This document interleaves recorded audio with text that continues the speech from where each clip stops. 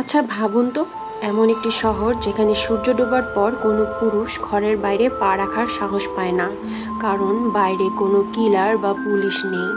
ঘুরে বেড়াচ্ছে এক রহস্যময়ী ডাইনি, যে রাতের অন্ধকারে পুরুষদের নাম ধরে ডাকে, আর ভুলেও কেউ যদি পিছনে ফিরে তাকায়, ব্যাস, পরদিন সকালে পাওয়া যায় শুধু তার গায়ের কাপড়।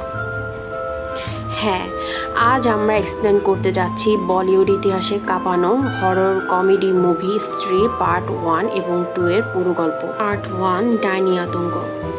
গল্পের শুরু চন্দিরি শহর থেকে, যেখানে বিকি নামের এক ট্যালেন্টেড দর্জি বাস করে। শহরের বার্ষিক পুজোর সময় বিকির জীবনে আসে এক অপরূপ সুন্দরী মেয়ে। মেয়েটি দেখতে সাধারণ হলেও তার কিছু অদ্ভুত স্বভাব ছিল। সে কোনো ফোন ব্যবহার করতো না।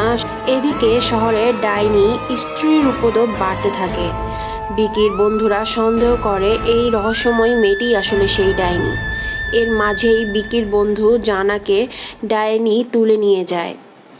বন্ধুকে বাঁচাতে বিকির স্ত্রীর রহস্য খুঁজতে শুরু করে এবং জানতে পারে অতীতে স্ত্রী একজন ভালো মনের নারী ছিল, যাকে এই শহরের কিছু খারাপ পুরুষ ধোঁকা দিয়ে মেরে ফেলেছিল। তাই সে এখন পুরুষদের উপর প্রতিশোধ নিচ্ছে। বিকি যখন ডাইনিকে ভয় না পেয়ে তার চোখে ভালোবাসা ও সম্মান দেখায়, স্ত্রী শান্ত হয়ে চলে যায়। কিন্তু সিনেমার আসল টুইস্ট এখানেই একদম শেষে। সেই রহস্যময় মেয়েটি আসলে স্ত্রী ছিল না, কিন্তু শহর ছাড়ার আগে সেই স্ত্রীর জাদুকরি কাটা চুলটা নিজের চুলে লাগিয়ে নেয়। ডাইনির সব শক্তি এখন তার কবজায়। এবার আসা যাক পার্ট 2-তে। কয়েক বছর পর চন্দেরি শহর থেকে স্ত্রীর ভয় তো কেটে গেছে, কিন্তু এবার শহরে পা রেখেছে তার চেয়েও বড় শয়তান, সারকাতা।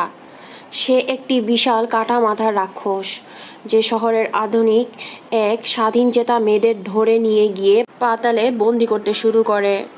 শহরকে বাঁচাতে আবারও ফিরে আসে সেই রহস্যময়ী মেয়েটি, যে সে বিকির কাছে স্বীকার করে যে সে আসলে স্বয়ং স্ত্রীর মেয়ে। আর এই সারকাতাই অতীতে তার মাকে ধোঁকা দিয়ে মেরেছিল। সারকাতার শক্তি এত বেশি ছিল যে তাকে একা হারানো অসম্ভব। ঠিক তখনই মুভিতে এন্ট্রি নেয় ভেরিয়া, আর শেষ মুহূর্তে খোদ স্ত্রীর আত্মা। অবশেষে বিকি তার সাহস আর ভালোবাসার জোরে সারকাতাকে চিরতরে ধ্বংস করে দেয় আর শহরকে মুক্ত করে। কিন্তু এখানেই গল্পের শেষ নয়। মুভির একদম শেষের সিনে ইঙ্গিত অনুযায়ী পার্ট 3-এ আরও বড় ধামাকা আসতে চলছে। আপনার সব থেকে বেশি ভালো লেগেছে তা কমেন্ট করে জানান, আর ভিডিওটি লাইক সাবস্ক্রাইব করতে ভুলবেন না। ততক্ষণে আল্লাহ হাফেজ।